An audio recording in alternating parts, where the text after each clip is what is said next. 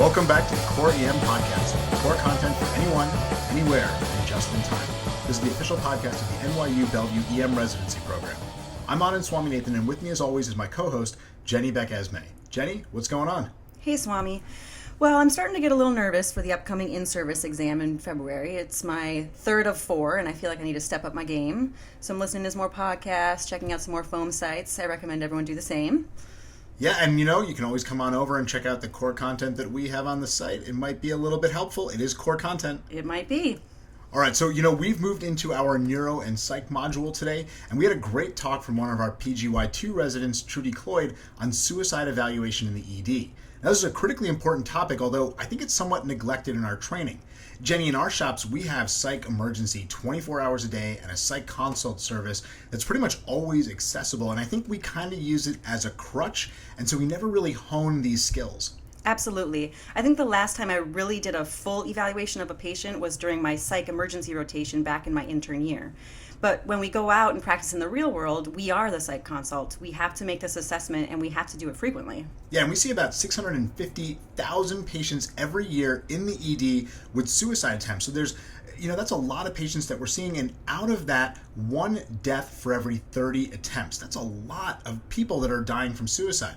It's the 15th leading cause of death worldwide, the 8th leading cause of death in the United States, and the 3rd leading cause of death in adolescents. And these are some really scary numbers, but I'm going to hit you with one more that scares me quite a bit. 10% of suicide deaths were seen in the ED within the last 60 days. Yeah, that's really scary. Lots of these patients are young, but a considerable amount are elderly and with multiple medical diseases. Women are twice as likely to attempt suicide, but men are 4 times more likely to complete. Elderly patients also tend to use more violent and lethal measures in their attempts.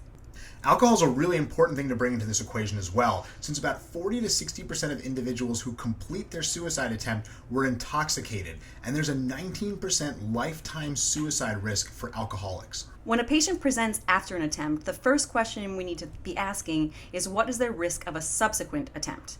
Not all patients who have an attempt need to be hospitalized, but their first evaluation needs to be very carefully done. There are a number of tools like the SAD persons and trapped silo safe mnemonic devices, as well as the widely used Columbia Suicide Severity Rating Scale. Rob Orman and the ERcast have done a great post with links for these tools, so we'll put that in the show notes as well. Yeah, as with most tools, you're not going to remember these pieces since we don't use it every day, so don't even bother trying. Just know where to pull them up, have them on your smartphone, have them available so that when you need them, you can get those pretty quickly. Now, to make these a little bit easier, Trudy boiled it down to 3 questions that you really have to hone in on. Number 1, have you ever wished you were dead or wished you could go to sleep and not wake up? Number 2, have you actually had thoughts of killing yourself? And number 3, have you ever done anything, started to do anything, or prepared to do anything to end your life? Now, these are general questions, and there are smaller questions within each of these that you have to ask depending on how the patient responds. Another of the really important ones to ask within this, probably within question 2, is access to means. If the patient has access to a firearm, more of an issue in the US than in most developed countries, they're more likely to be successful with their attempt. In the US, firearms contribute to 60% of all suicide deaths. It's an amazing number. Absolutely. That last question, have you ever done anything, started to do anything, or prepared to do anything to end your life, really hones in on the idea of prior attempts, because 20% of patients who attempted suicide in the past will try again in the future. And this also means that we should be sensitive to presentation soon after hospitalization.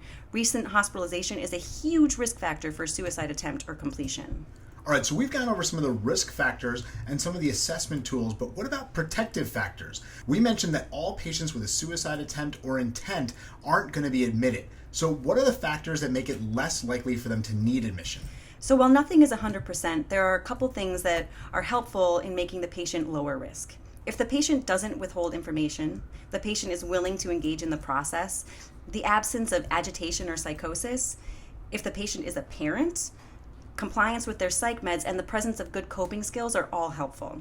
Lots of these things are really subjective or rely on the patient's openness, but they also bring up the issue of needing lots of supportive information. Yeah, we haven't touched on that part yet, but it's a huge part of the evaluation.